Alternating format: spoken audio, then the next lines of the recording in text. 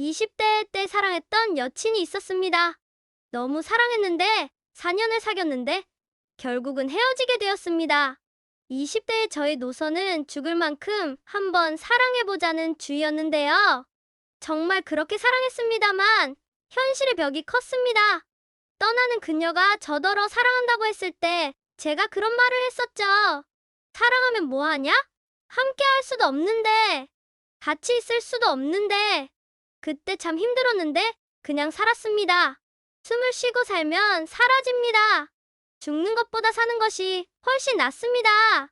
인간 중독 김진평 대령 이후 종가은 편을 바로 업로드하려고 했지만 여러 가지 이유로 인해 고민이 있었는데요. 영상을 노출하는 것보다는 스토리텔링이 더 중요하다 싶어 일단 부족하지만 인간 중독 다시 읽기 종가은 편에 대한 이야기를 시작하도록 하겠습니다. 1. 종가은의 컴플렉스 출신. 그것은 종가은의 출신 성분, 뿌리에 대한 문제였습니다. 종가은은 고아 신분의 경우진 가문으로 들어와 민며느리처럼 지낸 여인입니다. 민며느리로 지내려고 그런 것은 아니지만 결국은 민며느리가 되는 결과를 가져왔습니다. 이런 종가은의 집안 내력에 대한 이야기는 그녀가 화교라는 데서 출발하는데요. 부모가 중국인이라는 것에 대해 말거리가 생기기도 합니다. 장교사회의 군대라는 공동체도 좁디 좁은 곳이니 소문은 일파만파 퍼질 수밖에 없는 노릇입니다. 종가은은 중공군 부역자 집안에서 태어났는데 전쟁과와 같은 처지였다고 합니다. 가족이 심한 이질에 걸려 엄마마저 도망가 버리자 일주일째 시체 옆에서 견디다가 어린 나이에 경대위 모친이 거두어들였다고 합니다. 경대위 모친은 종가은을 식모처럼 키웠다고 합니다.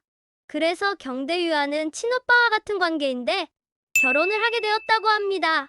이때 종가은을 이숙진은 애가 없다는 공통점으로 시작해서 처음부터 호감과 공감으로 대했고 병원에서도 자신 대신에 칼을 든 부상병의 손에 대신 붙잡혀준 고마움.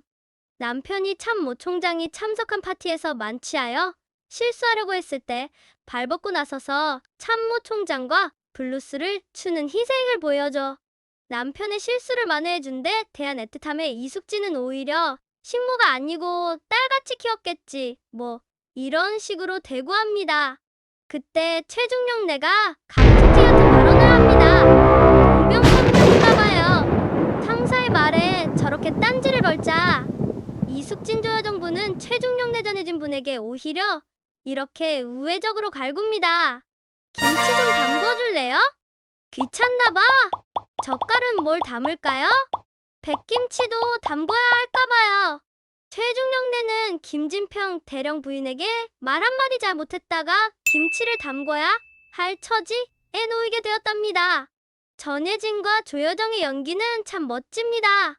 종가은에 대해 고마움과 호감을 가지고 있는 이숙진이 남편과의 로맨스를 눈치채지 못한 것은 아마도 남편이나 종가은이나 두 사람에 대한 좋은 감정과 관계 때문이 아니었을까 싶은데요. 이 종가은의 컴플렉스 성장 과정. 경대위 집에서 식모처럼 지냈을 종가은이 바닷가에서 김진평과 데이트를 하던 중에 자기의 13살 때의 이야기를 합니다. 13살 때 다락으로 날 끌고 올라가 거기서 내 옷을 벗기고 너무 심하게 만졌어요. 난 아무렇지도 않았는데 오히려 경대위가 더 놀라고 당황했나 봅니다. 결혼하니까 닿는 게 너무 싫어요. 그래서 난 비교할 대상이 없어요. 자기가 전부이고 유일하고 내 우주예요.